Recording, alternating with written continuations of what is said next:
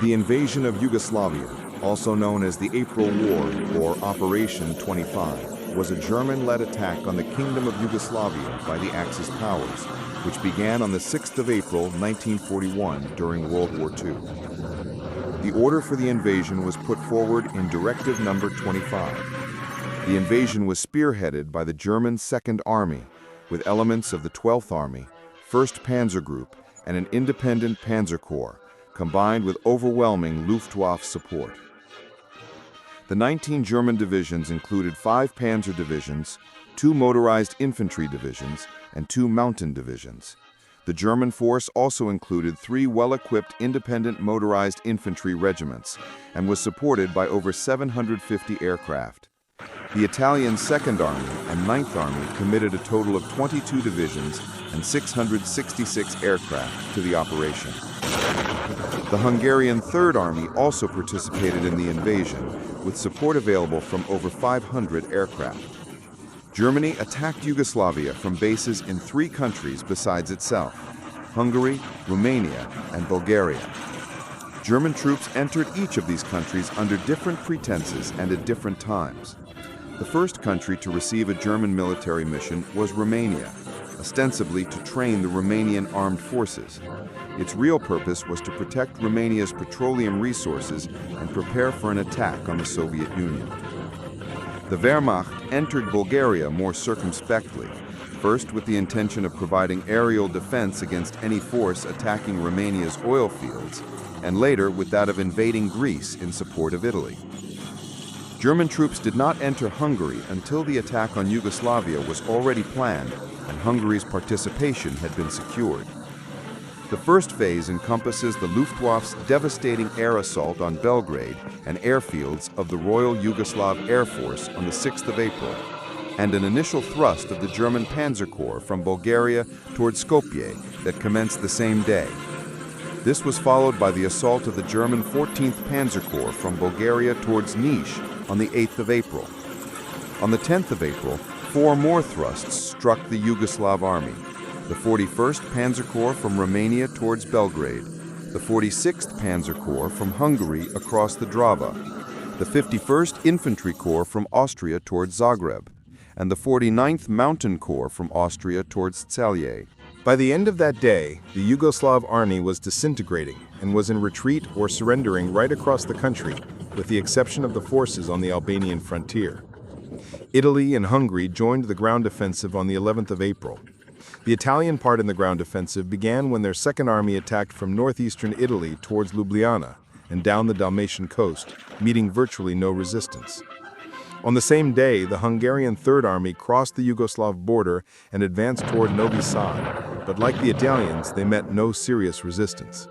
On the 12th of April, German troops captured Belgrade, and Ljubljana fell to the Italians. On the 14th and 15th of April, King Peter and the government flew out of the country, and the Yugoslav Supreme Command was captured by the Germans near Sarajevo. The surrender was signed on the 17th of April and came into effect at noon on the 18th of April. The British, Greek, and Yugoslav high commands intended to use Niš as the linchpin in their attempts to wear down German forces in the Balkans, and it is for this reason that the locality was important. When the Germans broke through in this sector, a sector which was essential if stability was to be maintained on the front, the Yugoslav Supreme Command committed numerous forces from its strategic reserves, including the 2nd Cavalry Division, but these were harassed by the Luftwaffe during transit to the front and did not get through in any real quantities. Having reached Niš from its initial attacks from Bulgaria and broken the Yugoslav defenses, the German 14th Motorized Corps headed north in the direction of Belgrade. The German 46th Panzer Corps had advanced across the Slovenian plain from Austria to attack Belgrade from the west, while the 41st Panzer Corps threatened the city from the north after launching its offensive drive from Romania and Hungary. By the 11th of April, Yugoslavia was crisscrossed by German armored columns, and the only resistance that remained was a large nucleus of the Yugoslav army around the capital. On the 11th of April, a German officer, Fritz Klingenberg, with a few men, moved into Belgrade to reconnoiter the city. However, after some scattered combat with Yugoslav troops, they entered the center of the city, whereupon they bluffed about their size and incoming threats of bombardment. The city, represented by the mayor, surrendered to them at 1845 hours on the 12th of April. Later, more forces moved to consolidate the position. While Romania did not take part in the actual invasion of Yugoslavia, it did provide artillery support for the German forces invading from its territory, operating on orders from the 3rd Section of the Romanian General Staff. Romanian artillery opened fire against Yugoslav barges on the Danube. On the 6th of April, Romanian and German units from the Romanian bank of the Danube repeatedly exchanged fire with Yugoslav forces. Between the 6th and the 11th of April, the losses sustained by the German attack forces were unexpectedly light. During the 12 days of combat, the total casualty figures came to 558 men. 151 were listed as killed, 392 as wounded, and 15 as missing in action. During the 41st Panzer Corps' drive on Belgrade, for example, the only officer killed in action fell victim to a civilian sniper's bullet. The Luftwaffe lost approximately 60 aircraft shot down over Yugoslavia, costing the lives of at least 70 aircrew. The Italian army took heavier casualties in northern Albania from the Yugoslav offensive. Their Italian casualties on all fronts during the invasion amounted to some 800 killed and 2,500 wounded, whilst the Italian Air Force lost approximately 10 aircraft shot down, with a further 22 damaged. The Hungarian army suffered some 350 casualties, 120 killed, 223 wounded, and 130 missing in action from the shelling by Yugoslav riverine forces of its frontier installations and in its attacks upon the Yugoslav frontier forces in Vojvodina, with 1/4 of a Hungarian parachute battalion becoming casualties when a transport aircraft filled with 30 troops went down during an abortive drop. On the 12th of April, the Hungarians also lost 5 Fiat fighters and 1 Weiss WM-21 Solium reconnaissance aircraft during the fighting. The Germans took between 254,000 and 345,000 Yugoslav prisoners, excluding a considerable number of ethnic Germans and Hungarians who had been conscripted into the Yugoslav army and who were quickly released after screening. And the Italians took 30,000 more. The Axis victory was swift.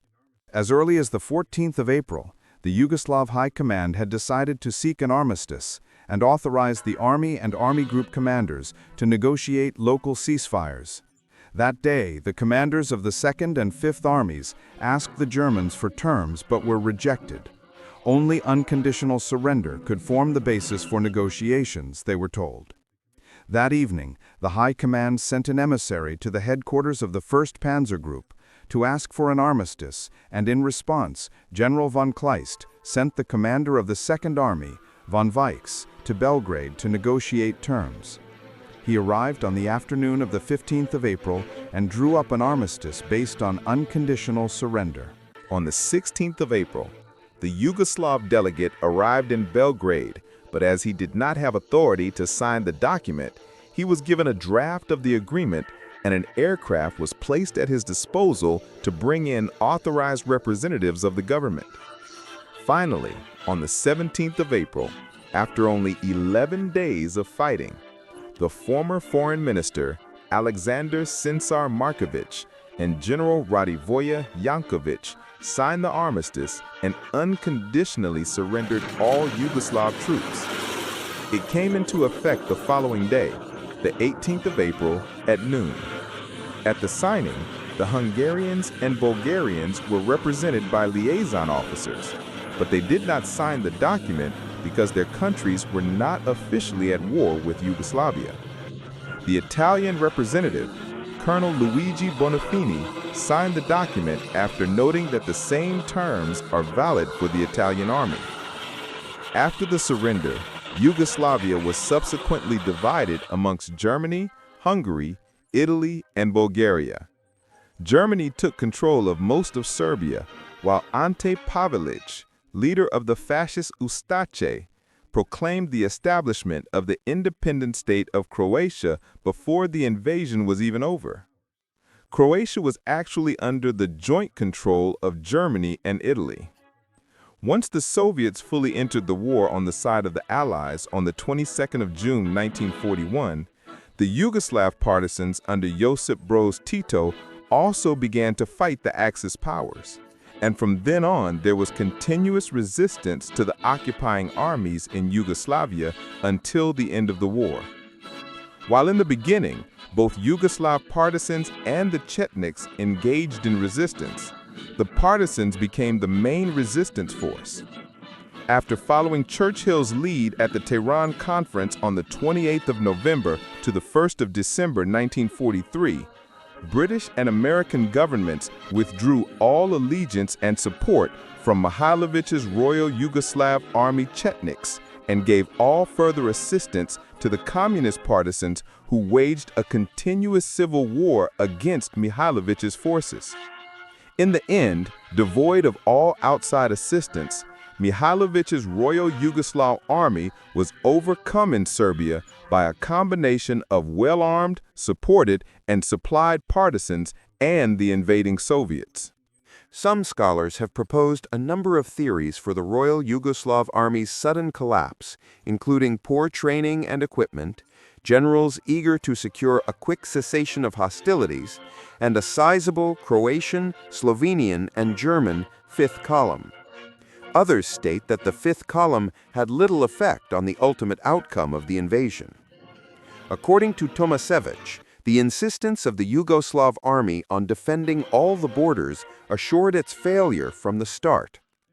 Historian Jozo Tomasevich states that Croatian desertion is overplayed, as many Croatian units actively fought the Germans, and most Croatian officers remained loyal until the 10th of April, when the Independent State of Croatia was proclaimed, which brought an end to Yugoslavia and in turn their loyalty to the government.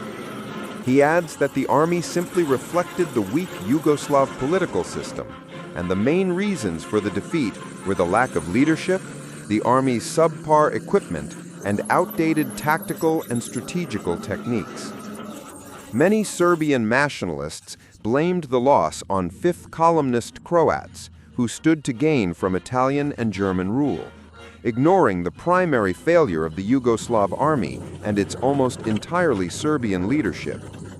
Many Croatian nationalists blamed Belgrade politicians and the inadequacy of the Serbian-dominated army,